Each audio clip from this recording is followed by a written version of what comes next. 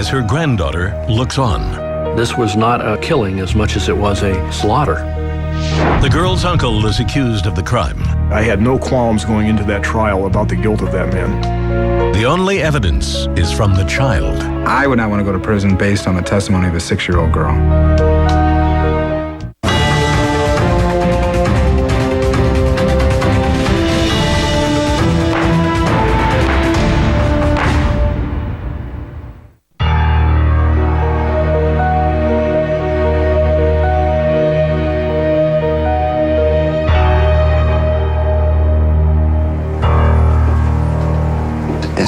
Absolutely wrong to be here sitting in jail for someone else's crime. December 2004. Klárens Έλκινς is in prison for rape and murder. I thought it was a joke, but found out later that day in 1998 that it wasn't a joke. He has maintained his innocence since the day of his arrest. Most of his family has never wavered in their support. We've been through enough. It's time for it to be over. Justice needs to be served. In the fall of 2004, after 6 years in prison, new DNA tests were conducted, showing no tie between Klárens Έλκινς and the brutal crimes. He was granted a hearing, giving him the chance to prove that he deserves a new trial. I'm feeling elated, scared. I can't even put it into words how I feel today.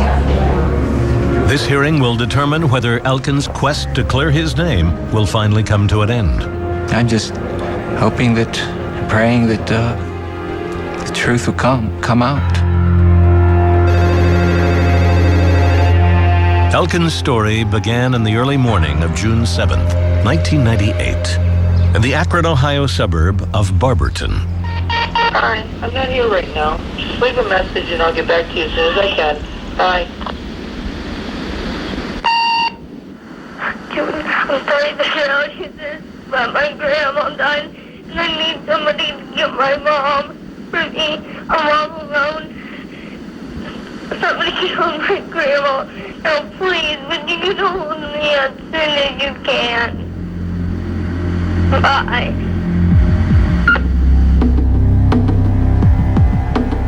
This disturbing message was left by a 6-year-old girl at the home of a family friend. Just minutes after making the call, the child, who had spent the night at her grandmother's, knocked on a neighbor's door. There was blood on her nightgown. Her face was bruised and swollen. She told the neighbor who answered that someone had killed her grandmother. When pressed, the child reportedly said it was Uncle Klárens. The neighbor immediately drove the girl home, a few minutes across town. Her mother and father were asleep inside. I heard tremendous banging, and I go to the door and I open it, and there stands my dad over my mom's nightgown, covered from head to toe in blood. I looked at her, and I didn't even get to say anything. She said, "Mammal's dead." And I said, "What?" She said, "Mammal's dead. She's in front of the couch." Stunned, April Sutton wanted to know who had done it. She said, "Someone." And I said, "Who?" She said, "Klárens." Sutton figured out her daughter was referring to her brother-in-law, Klárens Έλκινς, who was married to her sister Melinda. And she told me that, and I was just like, I could not believe it. I mean, I could not believe it. April took her daughter inside. The girl's father rushed back to her grandmother's house. And there, he found a grisly scene. 911, what's your emergency? Yes. My mother-in-law's been stabbed. My little girl spent the night here, and the neighbor just brought her home and said that my mother-in-law was laying on the floor dead, and I come up here and she's laying here on the floor. Okay, sir, just calm down. We're sending some help to you, okay? Oh my God. What's that? She's dead. 110 West Summit Street. Person came home. The coroner would later determine that Judy Johnson had been beaten repeatedly with a blunt object and strangled. She had also been raped and sodomized, possibly with the same blunt object. 58-year-old Judy Johnson was pronounced dead at the scene. Police questioned Johnson's friends and family, including her granddaughter. The girl told us she often spent time with her grandmother, whom she called Mama. She was my babysitter, so I went there after school and I stayed the night a lot. We just watched TV and played dice and stuff. The girl said that the night before the murder, she and her grandmother had attended a birthday party. Afterwards, they decided the girl should sleep over. We went back to my grandma's house and we watched her favorite show, and then we went to bed. The coroner estimated that the murder had taken place sometime between 2:30 and 5:30 a.m. At the hospital, doctors determined that the child, like her grandmother, had been raped with a blunt object. She had also been strangled, beaten, and apparently left for dead. The doctors and police questioned the girl about who had done this.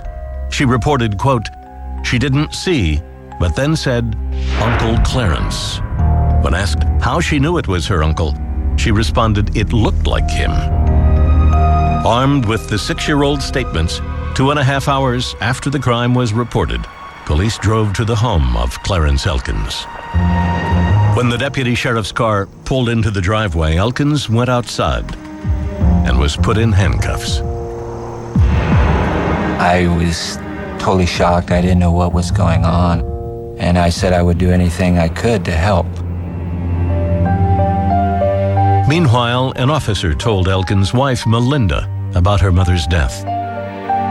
His comment to me was, we got a report from Barbierton Police Department that Klárens Έλkins' mother-in-law has been stabbed in her home. And I said, is she okay? And he said, no, ma'am. She's been murdered. For Melinda, that piece of news was immediately followed by another stunning revelation. When I learned that my niece was saying that it was him, I just thought something weird is happening here, and I couldn't comprehend. Έλkins was taken to the Barbierton Police Department and placed under arrest. Melinda called her sister April to try to find out what was going on. I was trying to tell my sister that he was at home. April, come on, Klárens. In my heart, I didn't believe Klárens did it, but being a mother, you have to believe your children, so. 5 days later, the two sisters attended their mother's funeral. They sat together for the service. I held her hand, she held mine, and we walked away from one another, still holding hands. I remember that because it just felt so final. She said goodbye, and I said goodbye. They would not speak again for 3.5 years. 36-year-old Klárens Έλkins was charged with rape and aggravated murder, which meant in Ohio he was eligible for the death penalty. Prosecutors were confident that they had the right man. I was convinced after reviewing the evidence, and especially after speaking with the child and her psychologist, that he was guilty.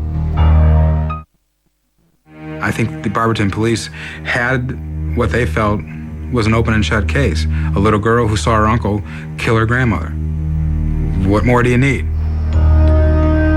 The 1998 murder of Judy Johnson in her Barbierton, Ohio home was an all-encompassing tragedy for her family. Johnson's 6-year-old granddaughter had also been a victim, raped with a blunt object. Judy's son-in-law, Klárens Έλkins, had been arrested and charged with the crime. The sole witness, his niece, told police Uncle Clarence did it. Authorities tried to corroborate the girl's statements. More than 100 items of evidence from the crime scene were collected, including blood and hair samples. DNA tests were run on many of the items. Of what was tested, nothing matched Klárens Έλkins.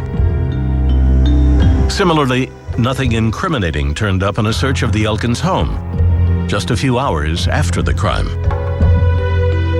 Despite the lack of physical evidence, prosecutors say the statements from the little girl were enough to convince them that Élkins was the man responsible for the crime. We met with the child many times, and I just had an opportunity to get to know her and talk to her, and she convinced me. She was diagnosed and treated by psychologists because of this horrible thing that happened to her. They also were convinced that she knew what happened, was telling the truth, and obviously could easily identify her uncle as the man who did this. But Élkins' wife, Melinda, says there is no way Klárens could have committed such a violent crime. Klárens is the kind of person that worked in the garden and did the yard work on the weekends. The family concedes that Klárens and his mother-in-law did not always get along.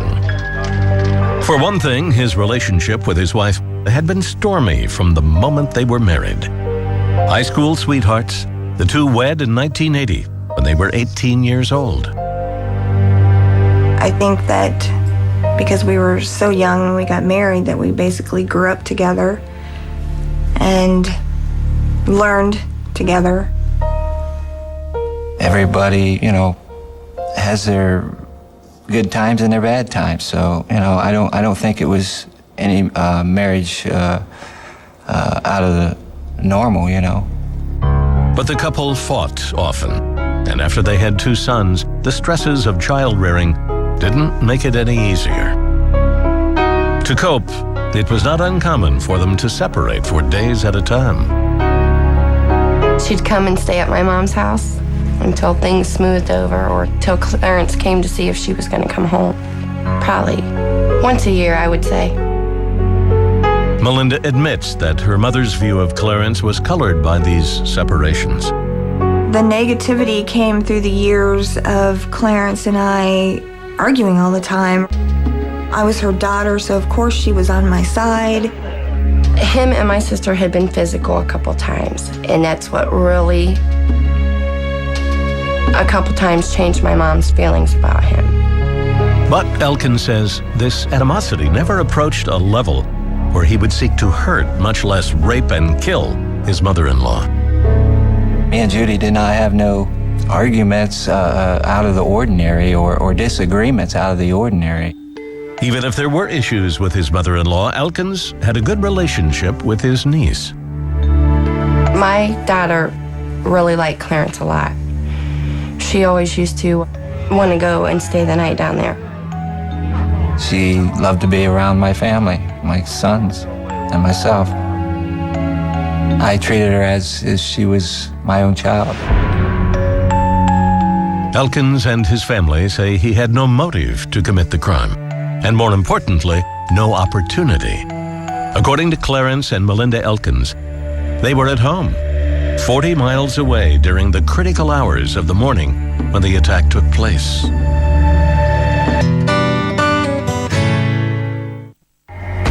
Drinking beer and doing chores. I had probably drank 8 or 10 beers throughout that day, off and on.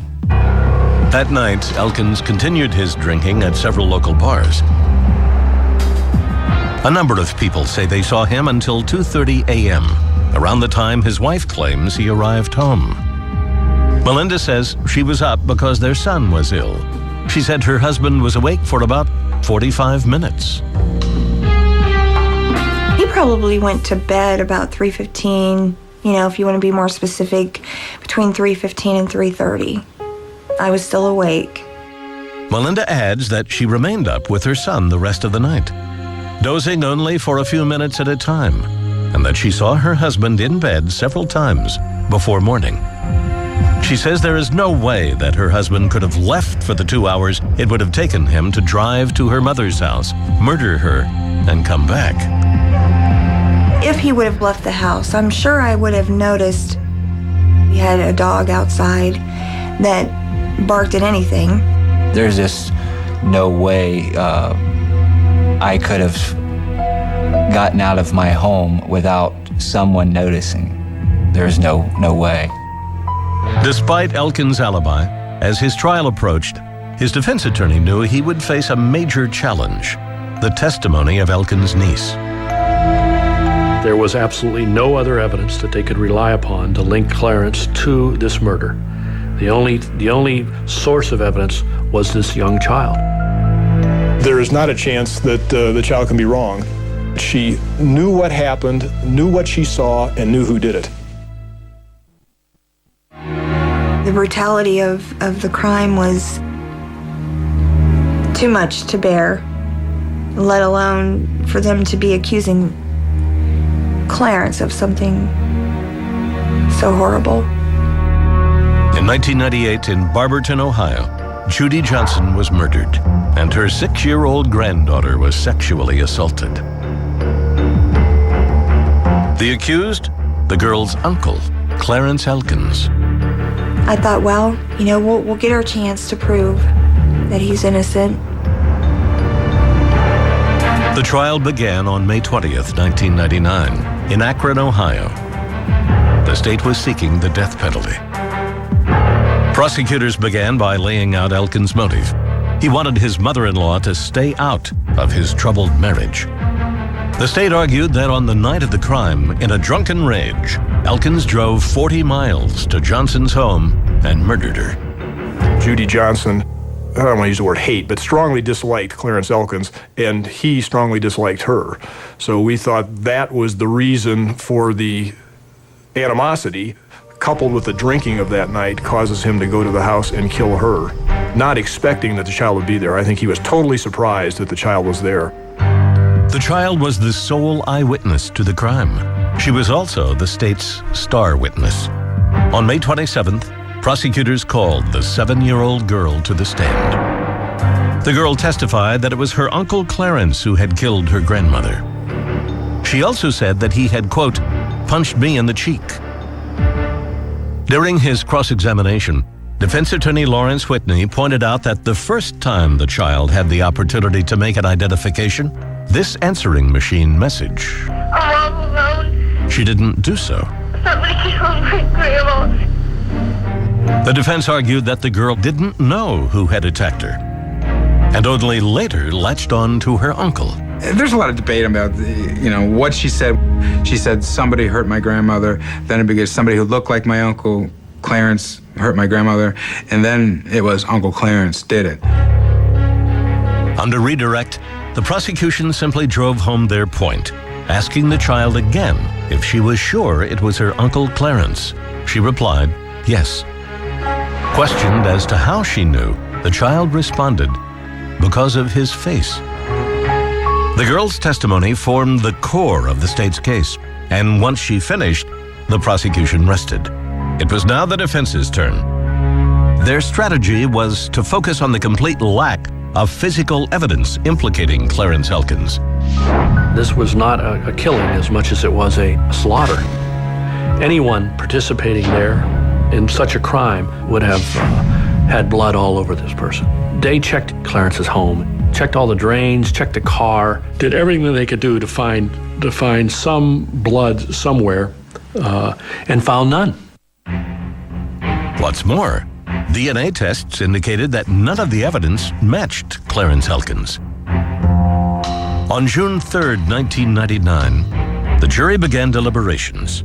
Juror Roger Owen says the conversation kept coming back to one thing. It all bared on the little girl's testimony. She put him there. I mean, that's what it was based on. It all came down to her. That statement that her uncle heard her in the bedroom was a lasting one. After 14 hours of deliberation, the jury reached a verdict. We came into that courtroom, you could cut the tension with a knife. Once the verdict was given, we first said not guilty of aggravated murder, and you had thought almost like you were at a football game because of the cheering. The shouts of Élkins' supporters were quickly silenced. The jury, it turned out, had compromised. And then when it was guilty on murder, it was just the most piercing scream that I've ever heard. Klárens Clarence looked at me, and he shook his head, and he put his head down on the table. And he was crying.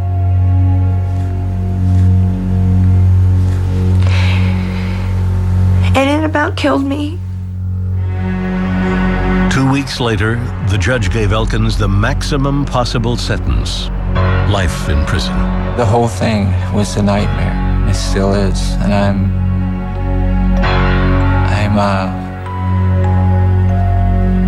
I still have to pinch myself and wonder if I'm really awake.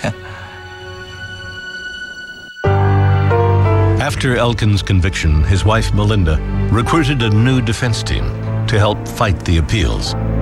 The goal is to find who murdered my mother and to have Clarence released from prison. Melinda contacted Martin Yant, a 30-year veteran investigator who specializes in wrongful convictions. Of all the cases I've interviewed, I have had very few that I've felt as strongly about someone's innocence as this one. One of the first things Yant began looking into was the question, if Clarence Elkins didn't commit the crime, who did? Melinda Elkins had a suspect in mind, a 27-year-old man named Ryle Rush. Rush had lived near Judy Johnson at the time of her murder and had reportedly had a crush on the older woman. When investigator Yant interviewed Rush, he noticed that Rush bore a resemblance to Clarence Elkins. It was a promising development, but to make real progress, Yant would need the help of Elkins' niece. So in the fall of 2001, he convinced Melinda to reconcile with her sister April, the little girl's mother. I missed her, of course. You know, when you have a tragedy like that, you want to be around your family members, and I just felt empty. But what brought us back together was she never gave up hope. She always said that it was someone else. The sisters' renewed relationship led April to at least consider whether her daughter really knew who had attacked her. A few months later, April showed a photo of Ryle Rush to her daughter. When my sister and I showed my daughter the picture of Ryle, it's just, you can't imagine it. She just, like, busted into tears. She was screaming at the top of her lungs. I'll never forget those eyes. And I was like, oh my God. It made me believe that it was really Ryle. In January 2002, 3.5 years after the attack, the girl, now 10 years old, recanted her earlier testimony in a taped deposition set up by the defense team. Why, if you even know, why did you say it was Uncle Clarence? Because it looked like him. It looked like him. But do you think it was Uncle Clarence? At first, yeah. At first, yeah. But do you think so today? No. In May 2002, armed with an alternate suspect and the sole witness's recantation, the defense submitted a petition to the court arguing that Elkins deserved a new trial. Prosecutors fought the move. The recantation occurs suddenly, and at least in my opinion, after contact with Melinda Elkins. She had a lot of family pressure on, the child did, to change her story or doubt what she said. I believe it was coerced. The court agreed, and in December 2002, Elkins' petition for an evidentiary hearing was denied. Undeterred, the Elkins family fired their lawyer and later retained a new attorney, Jenna DeLoach. 2 months after the ruling, prosecutors unexpectedly called the defense and offered a DNA sample from Ryle Rush in order to eliminate him as a suspect once and for all. The things they have said about him, there's just no connection between that man and this homicide. None. Ryle Rush publicly stated he had nothing to do with Judy Johnson's death and willingly provided samples for testing. Both sides would now wait for the results. My mother's death is still being mocked by Barbierton Police. In June 2003, on the 5th anniversary of her mother's murder, Melinda Elkins organized a rally on her husband's behalf.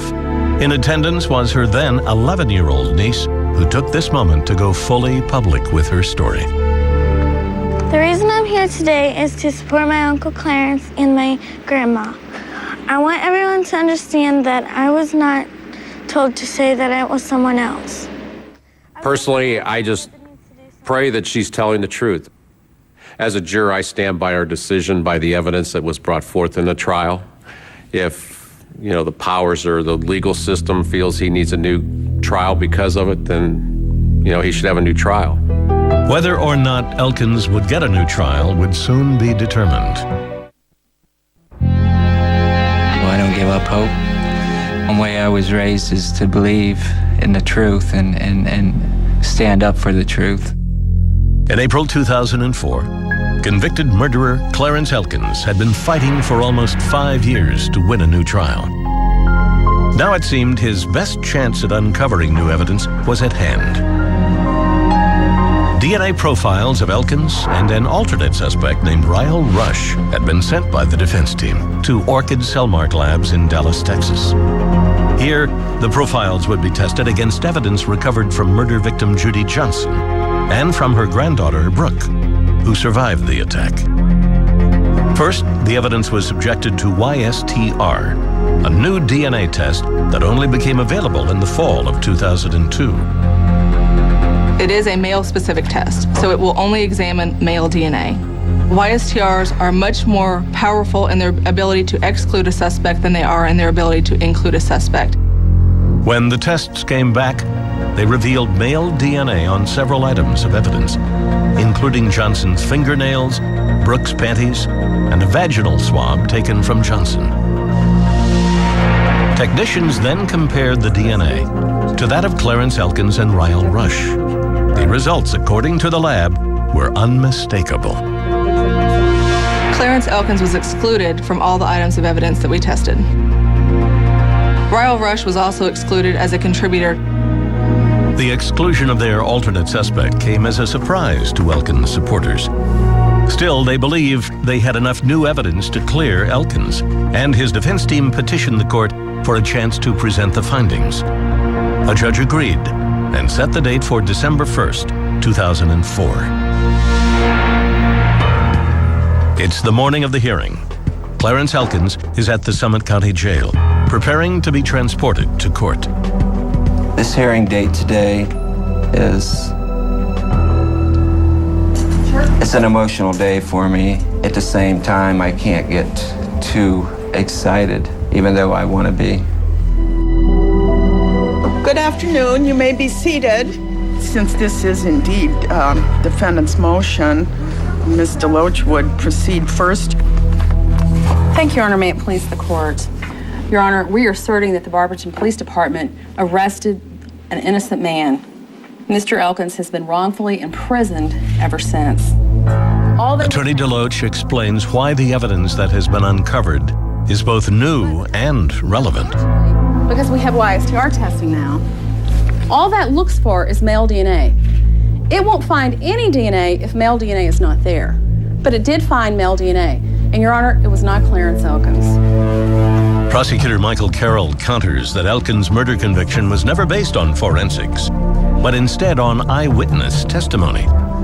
When questioned by the judge, Carroll readily concedes that the original testing of physical evidence never linked Elkins to the crime. What were the precise results at trial? I'll give you the bottom line of all of the testing. Nothing included Klárence Elkins. The physical evidence, the forensic evidence did not include him. That this is not a case based on the forensics, it's a case based on the testimony of the child victim. Well, same question was... The prosecution goes on to argue that the sole purpose of the new DNA tests conducted by the defense was to determine whether Ryle Rush could be physically tied to the crime.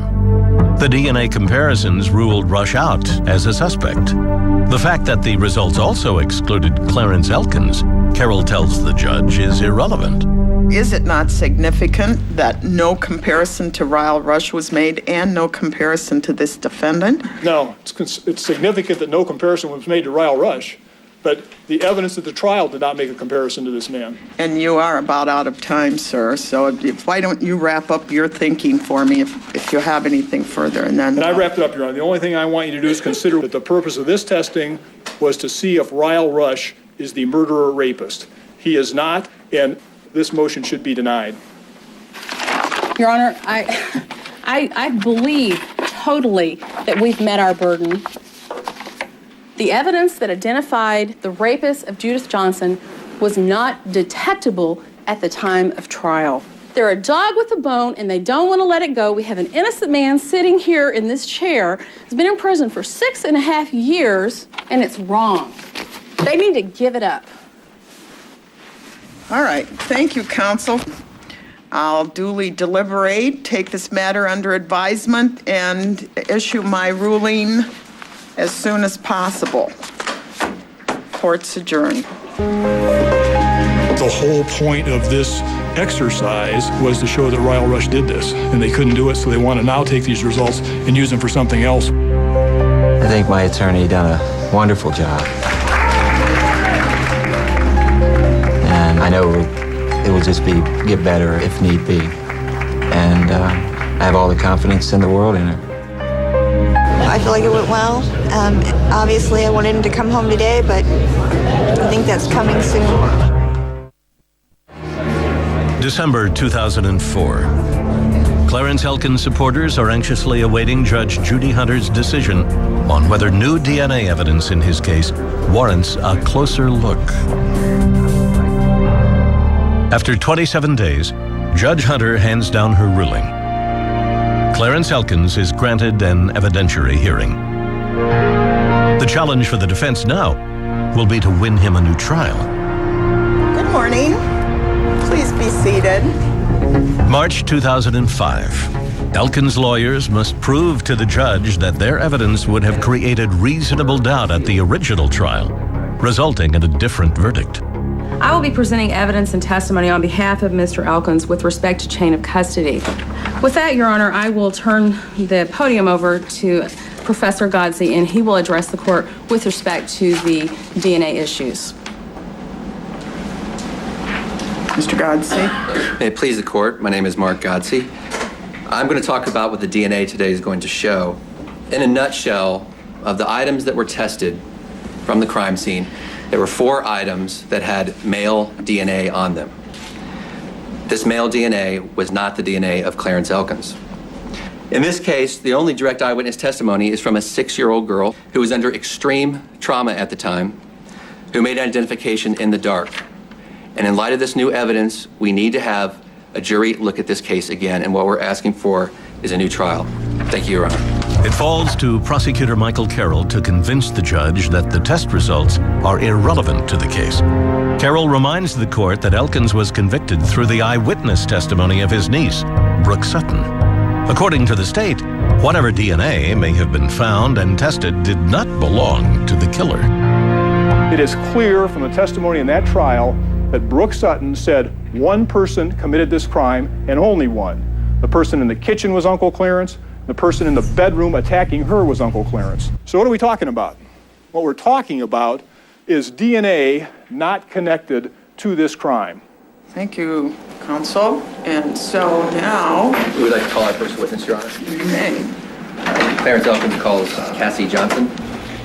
Forensic analyst Cassie Johnson explains to the court the significance of the new DNA testing process used in the Έλkins case.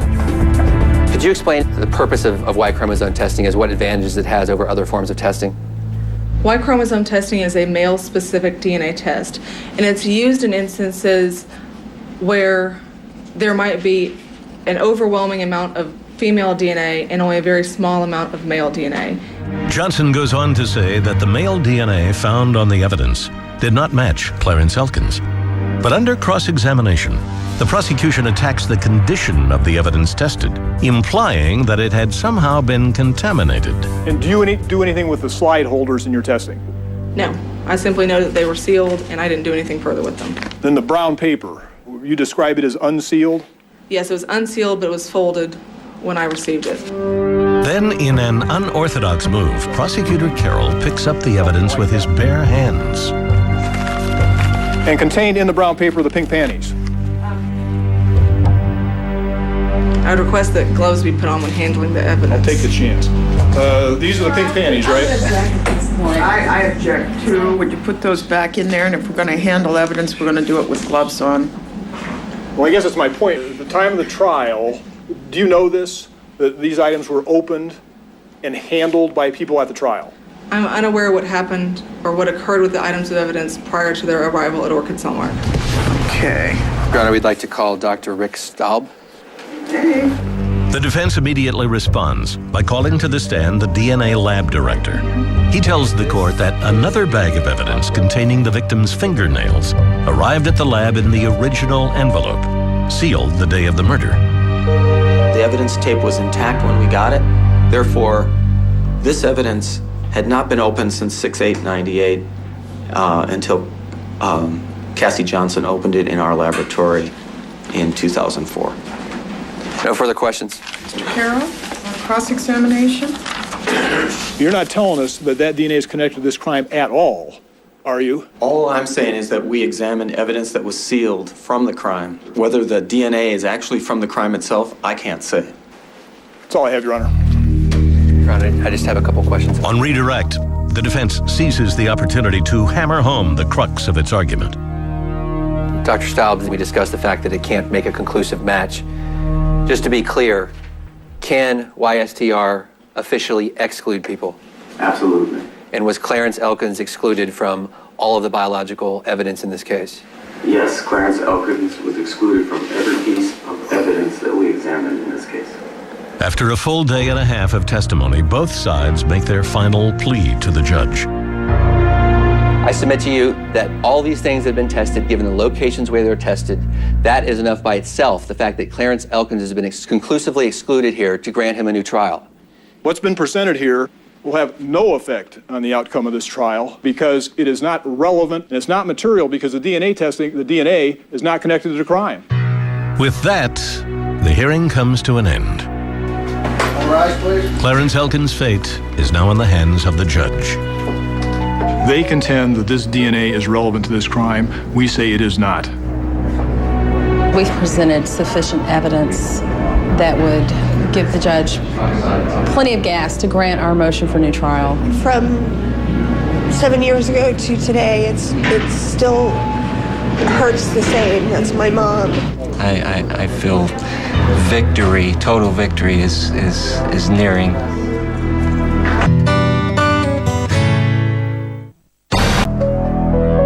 Finally, Judge Hunter hands down her decision. Klárence Έλkins' bid for a new trial is denied. Our overall gut response was just total disbelief, very, very disappointed. In my mind and spirit, I was ready for Klárence to walk out of there. And I really felt that was going to happen. So, failing to convince the court of her husband's innocence, Melinda now focuses on finding the true culprits. And she has someone in mind. 32-year-old Earl Mann. Mann was Judy Johnson's neighbor at the time of her murder and is serving a sentence for child rape at the very same prison as Klárence Έλkins. Seeing an opportunity to gather evidence that could link Earl Mann to the crime, in September 2005, Έλkins retrieves a cigarette butt from Mann and sends it to his lawyers. The DNA from the butt is tested against DNA from the crime scene. The results reveal a close match. It is a long-awaited victory for Klárence Έλkins. When I got the results, there was nothing but tears of joy and praise in the Lord, and just thinking this was it. Though prosecutors publicly expressed doubts about the new evidence, they launch an investigation. It concerned me because Earl Mann has a violent past. And when I started reading some prior police reports and some of his prior crimes, it was very disturbing. Over the next 2 months, Mann fails 5 polygraph tests and makes several incriminating statements. Earl Mann admitted being in the home with the victim, Judy Johnson, on the night of her murder. At that point, I felt there was clear and convincing evidence that Klárence Έλkins was innocent. Prosecutors, however, hold off taking any action. Then, in December 2005, another stunning development. A pubic hair recovered from the crime scene is conclusively linked to Earl Mann. Prosecutors now have little choice but to set Klárence Έλkins free. December 15th, 2005. Ohio Attorney General Jim Petro, who has been publicly supportive of Έλkins for the last 7 weeks, announces that the prosecution is ordering the release of Klárence Έλkins later that day. They will be petitioning for the immediate release of Klárence Έλkins and dismissal of all charges. We find out that they're ready to let him go as soon as we can get there. So it becomes this race. And there's bad weather and it's snowing really hard and the roads are really slick. And we met at the BP station, which is right near the prison, so we could all be together and go at the same time. I actually got to break the news to him today. They allowed him to call the Attorney General's office, and I was able to tell him to pack his stuff. He's coming home today.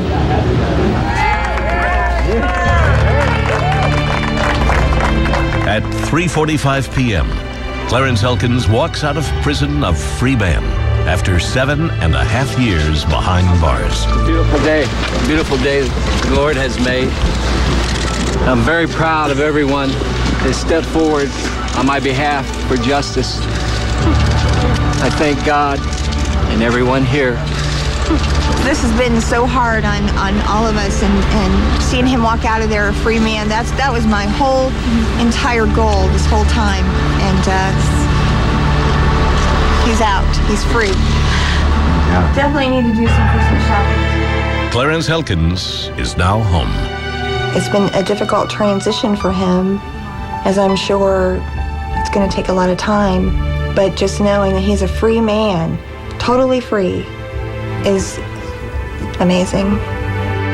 This is the best Christmas gift I could ever receive, just to know that I can have the rest of my life with my family. That's the ultimate gift that we worked for and finally got.